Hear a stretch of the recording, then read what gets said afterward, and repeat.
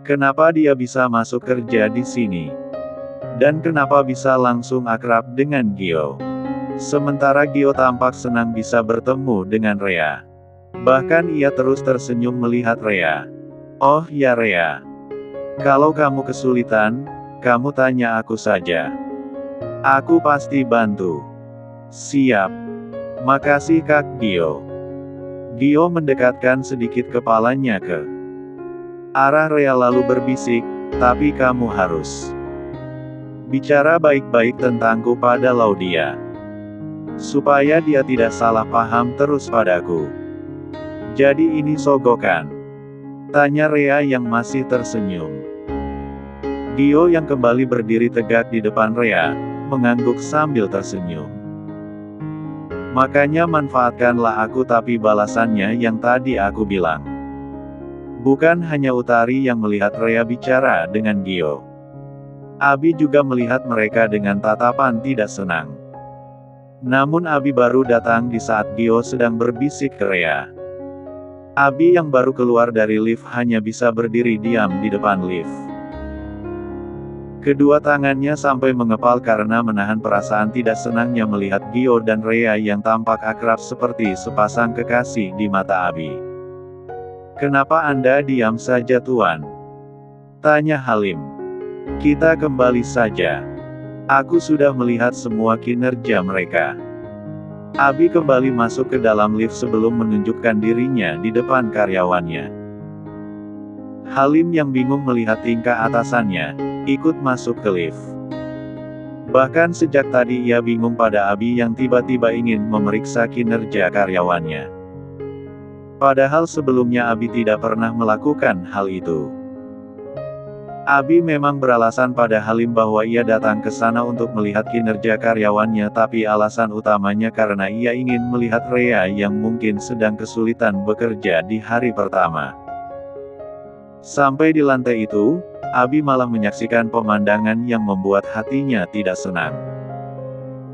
Di dalam sebuah ruangan tertutup, terlihat seorang perempuan seksi tengah duduk di kursi kerjanya dan ia hanya fokus dengan ponselnya. Perempuan itu adalah Stella. Stella baru melihat berita tentang Abi yang sudah menikah dan itu membuatnya tidak senang.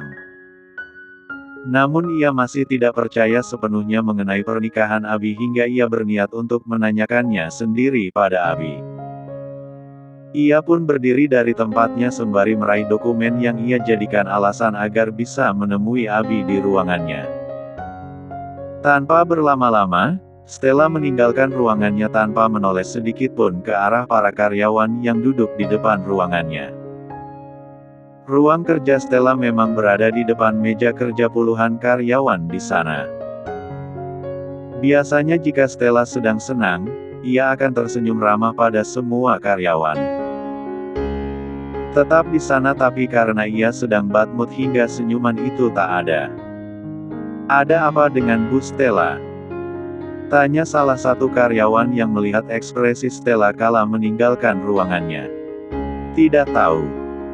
Mungkin dia sedang bertengkar dengan pacarnya.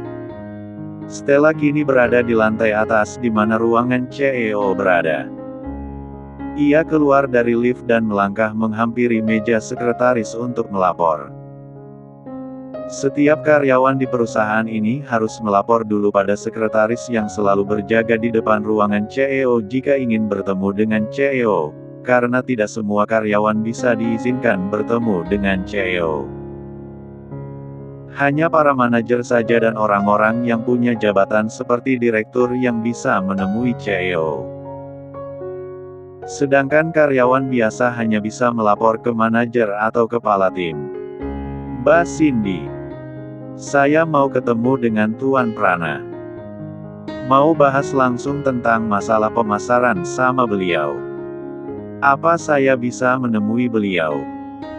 Saya hubungi Tuan Prana dulu soalnya di dalam ada Pak Direktur, ucap Cindy dengan sopan. Stella mengangguk lalu Cindy segera menghubungi Abi lewat alat komunikasi kantor yang ada di depannya. Baik Tuan. Cindy kembali meletakkan alat komunikasinya setelah ia bicara dengan Abi lalu kembali menatap Stella. Tuan Prana mengizinkan Anda masuk. Jadi silahkan saja. Oke, terima kasih.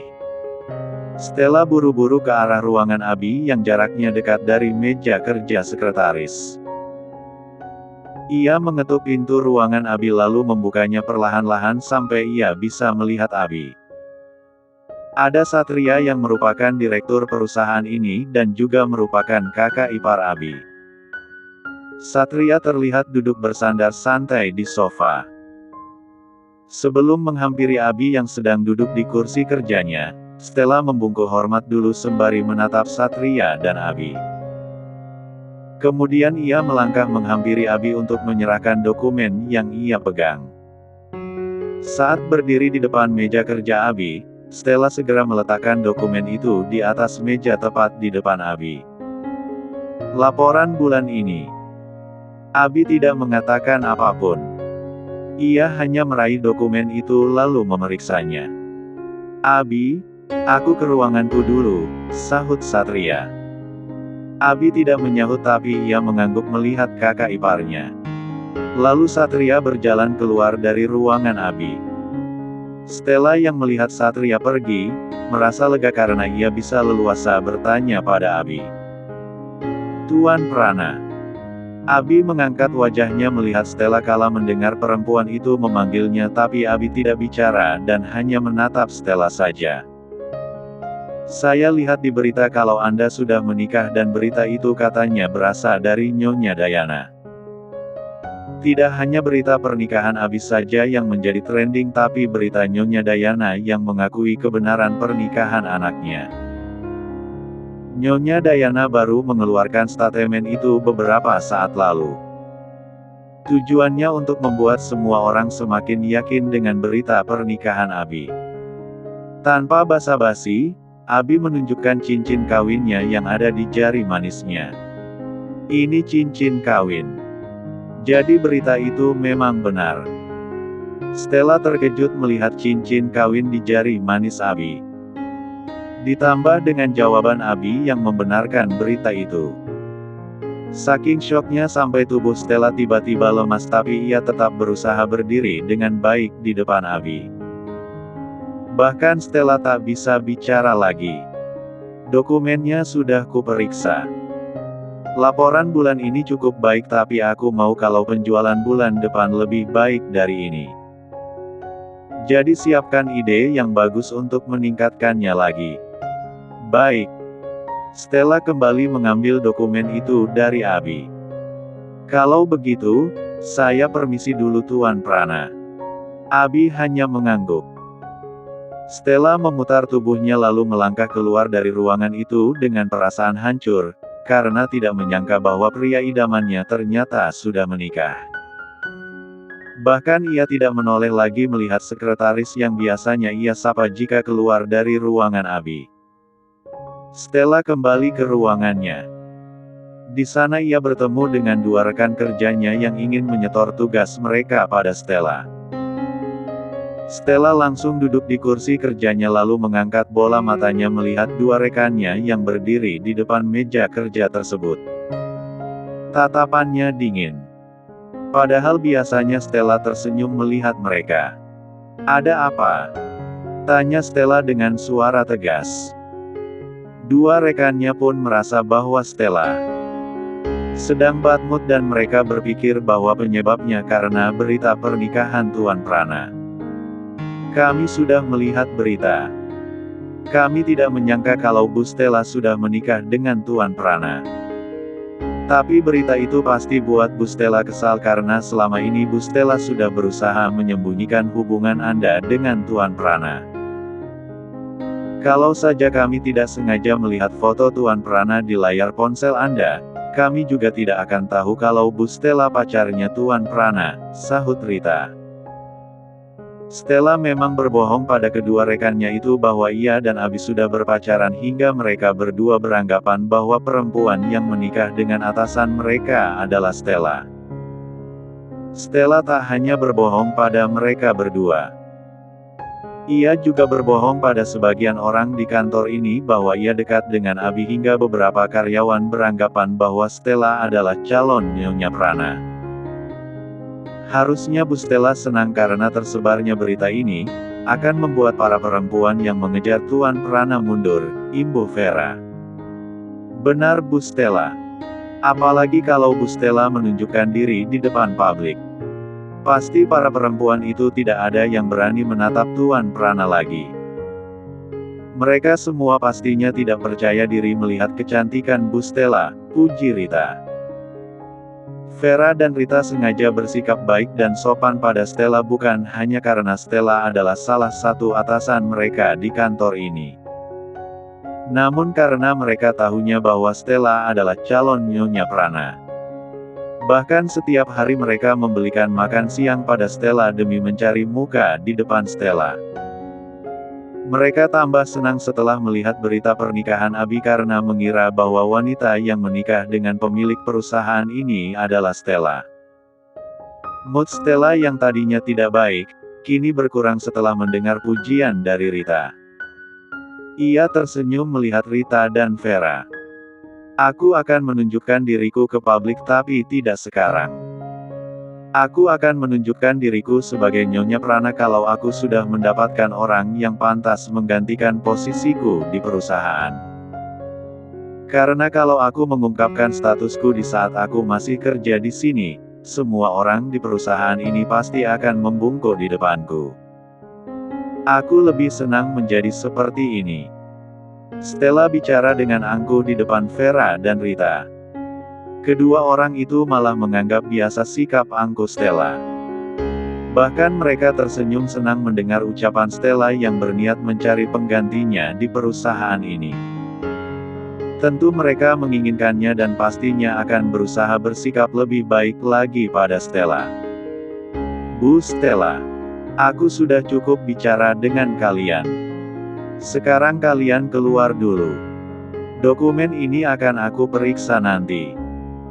Stella sudah bisa bicara dengan mereka berdua hingga ia meminta mereka keluar dan kedua orang tersebut keluar tanpa merasa tersinggung sama sekali. Setelah mereka keluar, raut wajah Stella berubah marah karena masih memikirkan pernikahan Abi. Ia pun meneguk habis air putih di botol minumnya lalu melemparnya ke lantai. Dasar brengsek. Sebenarnya siapa wanita yang sudah menikah dengan Tuan Prana? Kenapa aku tidak tahu dan kenapa dia tidak menunjukkan dirinya? Sialan.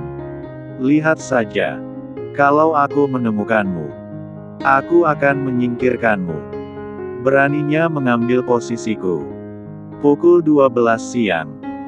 Rea yang sedang sibuk bekerja, mendapat pesan dari Abi. Rea sedikit kaget setelah membaca isi pesan dari Abi yang memanggilnya datang ke ruang CEO. Yang benar saja. Masa aku harus ke ruangannya? Aku juga tidak tahu di mana ruangannya. Aku balas dulu deh pesannya, gumam Rea. Dengan cepat, Rea mengetik pesannya. Aku tidak tahu ruangannya Mas Abi di mana. Kalau mau bicara, di rumah saja. Aku sedang sibuk. Tidak bisa bicara dengan Mas Abi. Aku juga belum makan siang. Kalau datang ke situ, waktu makan siangku pasti habis. Pesan terkirim ke Abi. Tak lama balasan dari Abi datang. Ada Halim yang menjemputmu. Dia sekarang ada di depan lift. Cepat kamu temui dia sebelum aku sendiri yang datang menjemputmu. Ya Allah. Laki-laki ini tidak paham yang aku katakan. Aku bilang sibuk. Dia malah nyuruh Tuan Halim datang, gumam Rea dengan perasaan kesalnya pada Abi. Bagaimana tidak? Ia harus menyelesaikan pekerjaannya dengan cepat. Ditambah ia sudah sangat lapar tapi Abi malah memaksanya untuk datang, dan ia juga tidak bisa menolak permintaan Abi karena jika tidak pergi, itu sama saja ia mengabaikan Abi. Terlebih Abi mengancamnya.